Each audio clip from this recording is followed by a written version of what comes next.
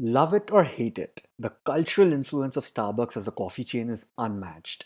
It has not only changed the way we work or how we meet people, but it has also changed how we consume coffee and talk about it. I mean, what do tall, venti, and grande even mean outside of Starbucks? Apart from being the biggest coffee chain in the world, Starbucks has successfully become a part of pop culture. You might be wondering what a food and beverage chain has to do with financial institutions. The answer lies in their highly popular loyalty program called My Starbucks Rewards. In this episode, we're going to explore how the global coffee empire of Starbucks functions as an unregulated bank and why some traditional banks are concerned about it. This is Siddhant. Let's do espresso shots.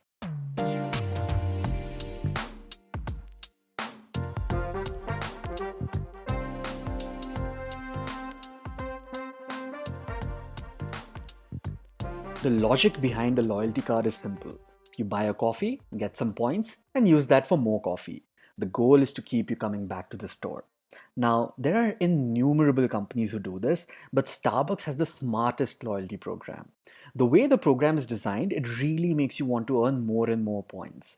And each time you get loyalty points, it is after you have done something which makes Starbucks really happy. Here's how it works. You receive 1 star for every 300 rupees spent, and for every 10 stars, Starbucks gives you a free drink. But this is where it gets interesting. Starbucks wants more people to use their loyalty program. So you refer a friend, you get a star. They want you to keep coming back to the store. So if you visit an outlet for a certain amount of consecutive days, you can get more than 25 stars. You visit the outlet during specific hours when the footfall is low. Yes, you guessed it right. You get a star. And here's the most important one. You load 2000 rupees on your card, you get 5 bonus stars.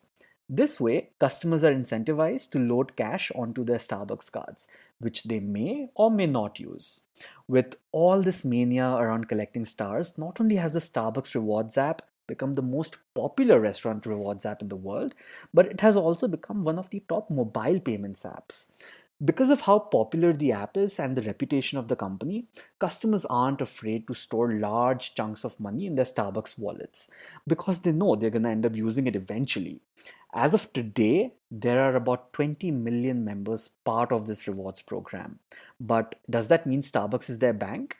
Legally speaking, it isn't. But it offers many basic services that a bank would, like deposits, payments, storage, and even transfer of money.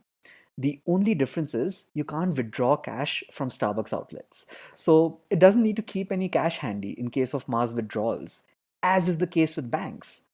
All it needs to do is ensure it has enough coffee for those who have preloaded their cards. Because of this, it surpasses financial regulations and is free to invest all of the money in marketing, expansion, or other initiatives and use it however it likes, unlike banks, which are regulated and can't just do whatever they want with your money. At the end of 2020, the coffee chain had more than $1 billion in balances. Most banks in the US have less than $1 billion in total assets. Of course, customers will eventually exchange this money for coffee, but until then, they're unknowingly providing Starbucks with $1 billion in loan at 0% interest. And I'm not saying there's anything wrong with it. No one is losing their money and no one is being tricked. It's all fair game.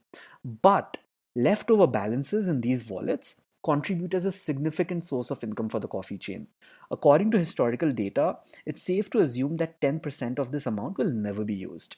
And when you're handling more than $1 billion each year, 10% of that number is a massive $100 million going straight to the cash reserves and sitting pretty year on year. I mean, have you always at all times completely redeemed your gift cards? Sometimes you lose them, sometimes you forget them. And most of the time it just expires. All of this is quite unnerving for traditional bankers. The chairman of one of South Korea's largest financial groups was quoted saying that Starbucks is not a mere coffee company, but an unregulated bank.